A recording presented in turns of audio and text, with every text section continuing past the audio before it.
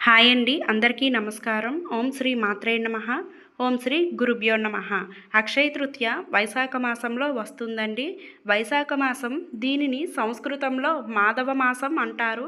ఈ మాసంలో శుక్లపక్షంలో వచ్చే తదియ తిథినే అక్షయ తృతీయ అని పిలుస్తారు.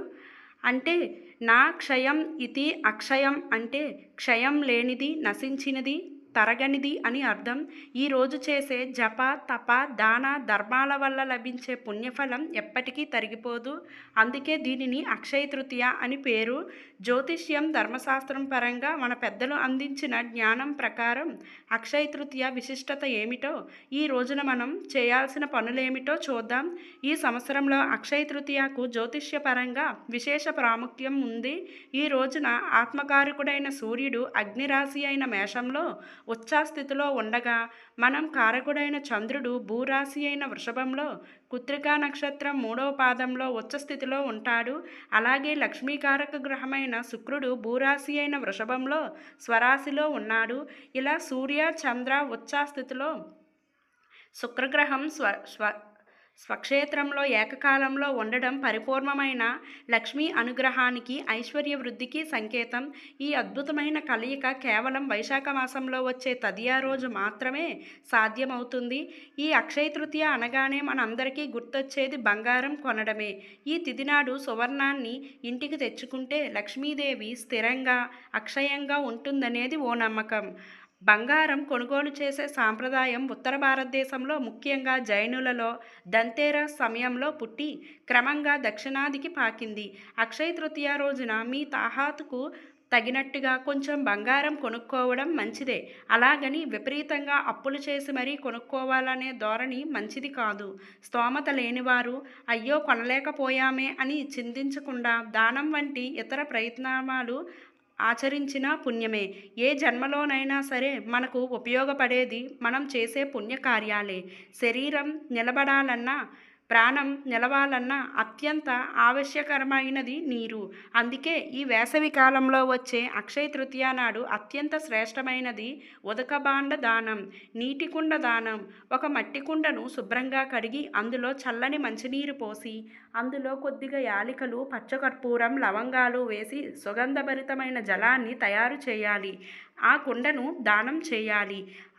ఈ జలదానం వల్ల నా ఆకలి దప్పులు జన్మ జన్మలకు తీరాలి అని సంకల్పం చేసుకోవాలి. దీంతోపాటు వేసవి తాపాన్ని తట్టుకునేందుకు ఉపయోగపడే విసనకర్రలు, గొడుగు, చెప్పులు, చాపలు దానం చేయడం ద్వారా గొప్ప పుణ్య ఫలితం పొందవచ్చు. అలాగే ఆకలి తీర్చే స్వయం పాకం, బియ్యం, పప్పు, కూరగాయలు, చింతపండు తదితర వంట సామాగ్రి లేదా అన్నదానం చేయడం వల్ల వచ్చే జన్మల్లోనూ అన్న పానీయాలకు, వస్త్రాలకు లోటు ఉండదు. దంపతులు ఇద్దరూ కలిసి ఈ దానాలు చేయడం, ముత్తైదువులకు పసుపు కుంకుమ ఇవ్వడం వల్ల జన్మ జన్మలకు సువాసినిత్వం ప్రాప్తిస్తుంది. అయితే నిర్ణయ సింధు, మత్స్యపురాణం, పద్మపురాణం ప్రకారం ఈ అక్షయ తృతీయ అనేది యుగాది. ఒక యుగాదికి ఆరంభ దినం. సూర్య సిద్ధాంతం ప్రకారం ఈ సంవత్సరం ఏప్రిల్ 20, 2026 సోమవారం తదియ ఉదయం 10:20 వరకు ఉంటుంది. కృత్తిక 7:22 వరకు ఉంటుంది. రోహిణి తెల్లవారుజామున 5:44 వరకు ఉంటుంది. అందువల్ల అక్షయ తృతీయ ఏప్రిల్ 20న వచ్చింది.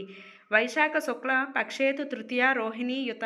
వైశాఖ శుక్ల తదియ రోహిణీ నక్షత్రం సోమవారం, బుధవారం కలిసొస్తే అది అత్యంత పుణ్యప్రదమైనది.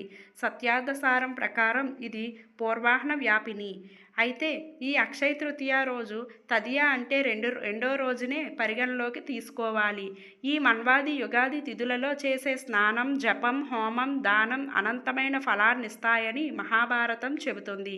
అయితే ఈ అక్షయ తృతీయ రోజున సింహాచలంలో చందనోత్సవం జరుగుతుంది. అది ఎక్కడంటే, ఈ అక్షయ తృతీయ అనగానే ఆంధ్రప్రదేశ్లోని గుర్తుకు వచ్చేది సింహాచల క్షేత్రం.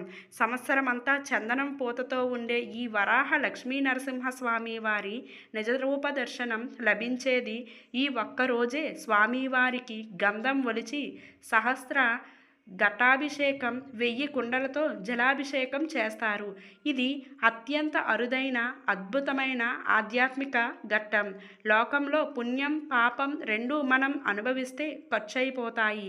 కానీ అక్షయ తృతీయ నాడు మనం చేసే దాన ధర్మాలు ఈశ్వర స్మరణ అక్షయంగా మన జీవుడి ఖాతాలో జమై ఏ జన్మలో ఉన్నా మనల్ని రక్షిస్తాయి. అందువల్ల యథాశక్తి ఉదాక భాండదానం, అన్నదానం, వస్త్రదానం చేసి అనంతమైన పుణ్యాన్ని, పరమేశ్వరుడికి కృపను పొందుదాం. మన జీవితాల్లో లక్ష్మీ కటాక్షం దినదినాన ప్రవర్ధమానమవుతూ తరగని ఐశ్వర్యంతో, సత్కారాలతో అక్షయంగా ఉండాలని కోరుకుందాం. అయితే ఈ అక్షయ తృతీయ రోజున సంపదకు దేవత అయిన లక్ష్మీమాతను ప్రత్యేకంగా పూజిస్తారు. అక్షయ తృతీయ రోజున లక్ష్మీదేవిని పూజిస్తే ఇంట్లో సంపదకు ఎప్పుడూ కొరత ఉండదని నమ్ముతారు. అమ్మ ఆశీస్సులు ఇంటికి ఆనందాన్ని, శ్రేయస్సును తెస్తాయి. బంగారం కొనుగోలు చేయడం శుభప్రదమైనదిగా పరిగణించబడుతుంది. అయితే అక్షయ తృతీయను హిందూ మతంలో అత్యంత ఫలవంతమైన మరియు పవిత్రమైన తేదీల్లో ఒకటిగా పరిగణించబడుతుంది. ఈ రోజున సంపదకు దేవత అయిన లక్ష్మీమాతను ప్రత్యేకంగా పూజిస్తారు. అక్షయ తృతీయ రోజున లక్ష్మీదేవిని పూజిస్తే ఇంట్లో సంపదకు ఎప్పుడూ కొరత ఉండదని నమ్ముతారు. అమ్మ ఆశీస్సులు ఆ ఇంటికి ఆనందాన్ని, శ్రేయస్సును తెస్తాయి. అయితే ఈ ప్రత్యేక రోజున బంగారం లేదా ఆభరణాలను కొనుగోలు చేయడం చాలా శుభప్రదమైనదిగా పరిగణించబడుతుంది. ఈ రోజున శుభ సమయంలో బంగారాన్ని పూజించడం, కొనడం మంచిదిగా భావిస్తారు. ఈ సంవత్సరం అంటే 2026లో అక్షయ తృతీయ ఎప్పుడు వచ్చింది, అక్షయ తృతీయ తేదీ, శుభ సమయం గురించి ఇంతకు ముందే మనం తెలుసుకుందాం. అలాగే ఈ ప్రత్యేక రోజున బంగారం కొనడానికి శుభ సమయం కూడా చూసేద్దాం. అక్షయ తృతీయను చాలా శుభప్రదమైనదిగా భావిస్తారు. ఈ రోజున ఏ శుభకార్యం చేసినా దాని ఫలం పునరుత్పాదకమైనదని నమ్ముతారు. అంటే అది ఎప్పటికీ అంతం కాదు. అటువంటి పరిస్థితుల్లో ఈ రోజున శుభకార్యాలు చేయడానికి ప్రాముఖ్యత ఇస్తారు. ప్రతి సంవత్సరం వైశాఖ మాసంలో శుక్లపక్షంలో 3వ రోజున నిర్వహిస్తారు. 2026లో ఈ తేదీ ఏప్రిల్ 19న వస్తుంది. హిందూ క్యాలెండర్ ప్రకారం వైశాఖ మాసం శుక్లపక్షం యొక్క తృతీయ తిథి ఏప్రిల్ 19 ఉదయం ప్రారంభమవుతుంది. ఇది తిథి ప్రారంభ సమయం ఉదయం 10:49 నుంచి ప్రారంభమై ఇది మరుసటి రోజు అంటే ఏప్రిల్ 20న ముగుస్తుంది. అయితే తృతీయ తిథి ముగింపు సమయం ఉదయం 7:27 గంటలకు. ఇలాంటి పరిస్థితుల్లో ఉదయ తిథి దృష్టిలో ఉంచుకొని ఏప్రిల్ 19న అక్షయ తృతీయను జరుపుకుంటారు. అయితే బంగారం కొనడానికి సమయం ఏమిటి అంటే ఏప్రిల్ 19 ఉదయం 10:41 గంటల నుంచి ఏప్రిల్ 20 ఉదయం 5:51 వరకు ఎప్పుడైనా బంగారాన్ని కొనుగోలు చేసుకోవచ్చు. అయితే ఈ అక్షయ తృతీయ ఆరాధన చాలా పవిత్రమైనదిగా భావిస్తారు. ఈ రోజున లక్ష్మీదేవిని ఆరాధించడం వల్ల సంపద వస్తుంది. ఈ ప్రత్యేక రోజున మార్గం ద్వారా బంగారాన్ని కొనుగోలు చేసే సాంప్రదాయం ఉంది. మీ స్తోమతకు అనుగుణంగా మీరు వెండిని కూడా కొనుగోలు చేయవచ్చు.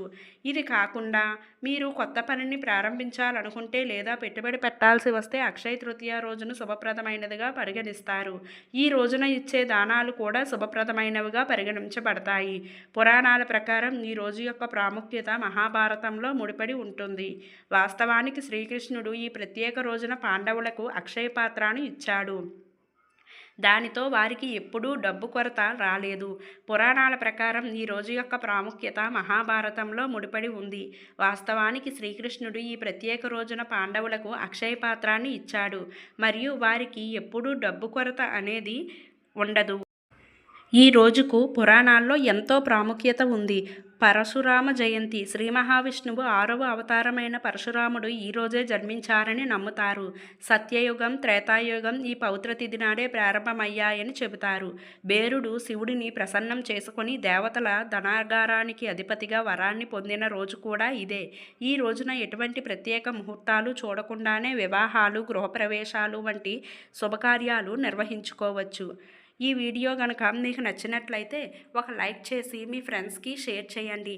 అలాగే జై శ్రీరామ్ అని ఒక చిన్న కామెంట్ పెట్టి ఇలాంటి మా కొత్త వీడియోస్ మీ వరకు చేరాలంటే మన ఛానల్ను సబ్స్క్రైబ్ చేసుకోవడం మాత్రం మర్చిపోకండి. ధన్యవాదములు.